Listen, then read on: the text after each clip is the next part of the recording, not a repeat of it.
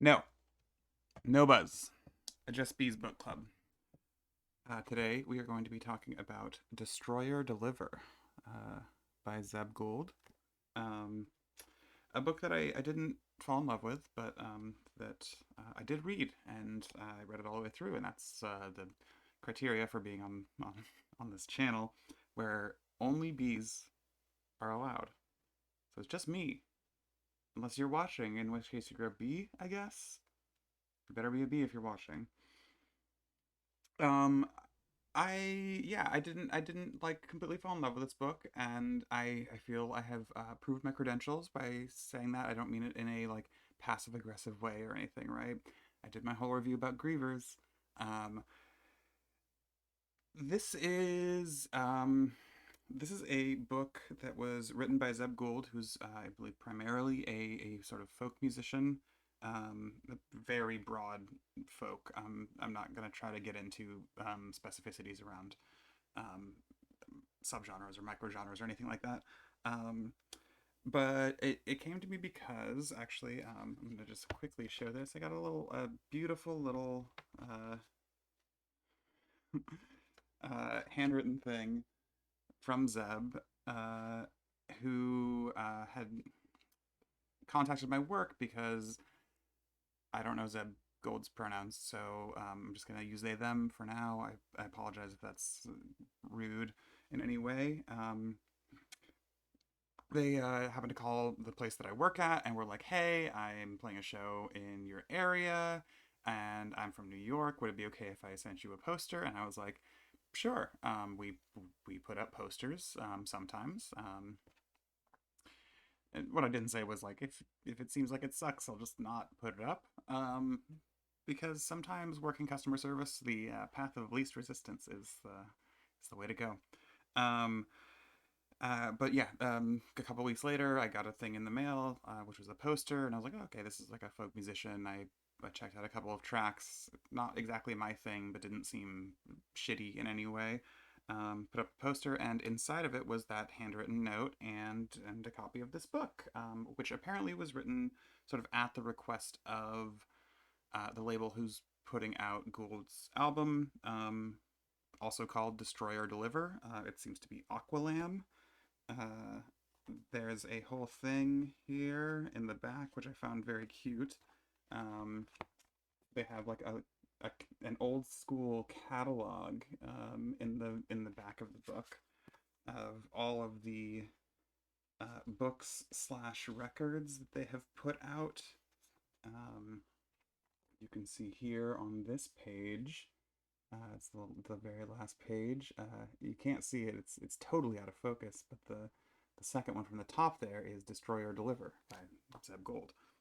Um, and it's in the style of if you've ever bought like a really old science fiction paperback, mass market especially, um, where they'll be like, check the boxes of the books you want, tear the books you want, tear these pages out, and mail them to us in an envelope with a check for the amount you owe, and we'll send you the books. That style of thing. I found that endearing. I think the cover art's quite good. Back cover is the same. Um, and I it's a the basic idea is it seems to be a short story collection with some amount of overlap between the stories, mostly I think thematic, but a handful of characters show up across at least a couple of stories. It's also an art book in certain ways.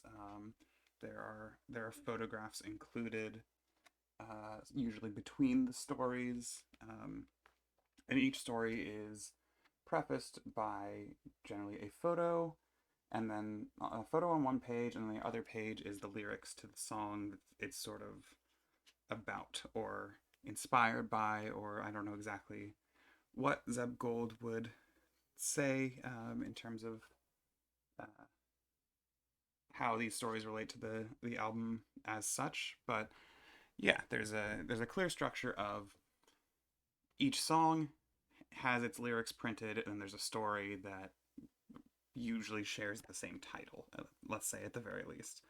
Um, I didn't I didn't love it. It's fine. It's I think pretty competently written, but like the one thing I did want to talk about is there's a specific style to it that I think is like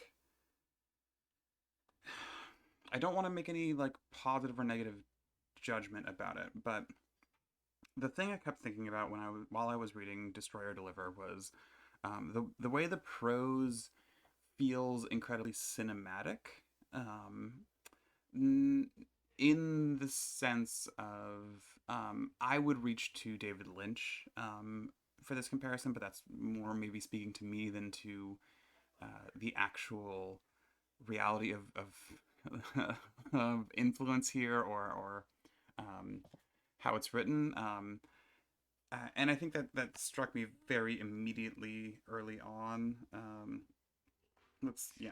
Here's the prologue, first line of the book. Ever since it happened, I've been dreaming, she said.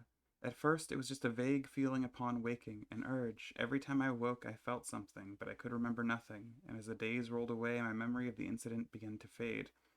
But this vague feeling grew until it became an overwhelming desire, a desire I couldn't explain. So, and then she keeps talking, but like you immediately give you the context of dreams producing an effect of desire. These are all huge Lynchian themes in my head, at least. Thinking of Inland Empire, especially. Um, but then after this brief opening monologue, it's like Tao sat up and looked at her small body floating in the massive sea. Stella slowly righted herself, splashed a handful of water against her face, and swept the matted hair away from her eyes. She looked up at Tao, cast against the backdrop of the flashing barrier, then unspooled her body and rolled onto her stomach. With a few swift kicks, she propelled herself through the water, bringing her arms up over her head and down again into the sea with great power. So you're seeing, I think, it's a highly descriptive of individual body movements based on sort of abstracted backdrops, which again I think is filmic. Is a sort of is implicated in a sort of dreamlike filmic narrative. I think specifically, at least that's how my brain interprets it. I hope this isn't as jittery as it is in the uploaded video as it is as I'm recording it, because that would be very appropriate for discussion about dreams and film. Um, but like so this yeah this first story sort of goes over this not first story this prologue goes over these two characters who are in this huge forbidding sea, and there's a giant buoy that's involved and some sort of authority figures and an escape into uh, somewhere else that like to me just immediately I think it's episode 8. Is it episode 8 of season 3 of Twin Peaks that has the giant castle in the sea where the orbs appear? I think it's not 8. I think 8 is the atomic bomb one. It might be episode 3. I think it's episode 3 I'm actually thinking of. But it immediately had these certain very specific resonances of films I had seen because of the way that's written. Like I'm not trying to just be like, hey, I like David Lynch a lot. I do. I think about his works a lot. They matter a lot to me personally. But like, there was that certain resonance, and it continued throughout. Not because of like this being a derivative work, but because of the way that throughout Destroy or Deliver, there's a lot of like I said before, there's the um, sort of abstraction of a background and then high detailed focus on specific actions of specific people. Um, there isn't a ton of interiority in this book. There's a couple of stories I think where we get a little closer look into the sort of inner lives of the protagonists or the point of view characters at least. I don't know that protagonist even really applies here. Um, and Those are the clunkier parts of this book, honestly. It's like the second story, I think. I usually try to preface this by, saying like, "Oh, it's been a week or whatever." I don't remember how long it's been since I read this book. Um, yeah, the Panther on the Mountain is the, I guess, first story technically. Yes, yeah. After the prologue, um, the first line of it is, "She really wants the toaster to speak first because that would be the funniest way to start the story, but it doesn't seem to want to." Which is, it's kind of clunky, honestly. um, uh, that is that is a sentence that's longer than it wants to be. That doesn't quite convey, I think, what it thinks it's conveying. Listen, I'm a person who's making a video only for themselves here.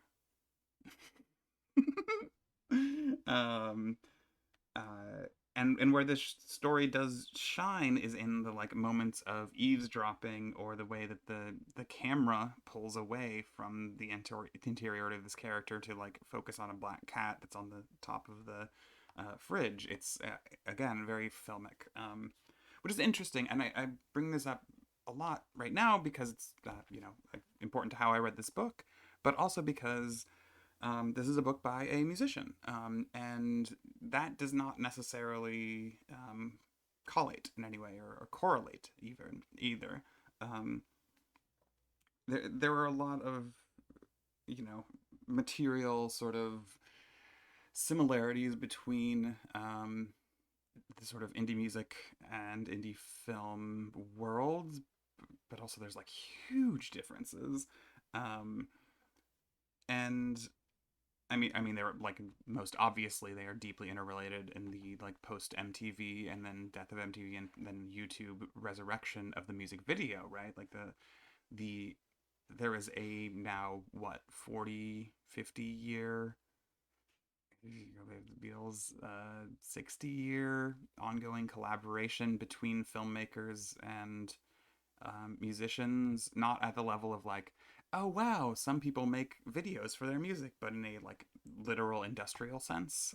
Like there is an established industry that that generates and consumes millions, if not billions, of dollars, that is specifically about intersecting filmmakers and musicians. But that doesn't mean that any one does necessarily is both. It actually quite literally means the opposite. That right? That like there is a division of labor between film and music, um, which isn't even to mention the way that films use music ever since the talkies.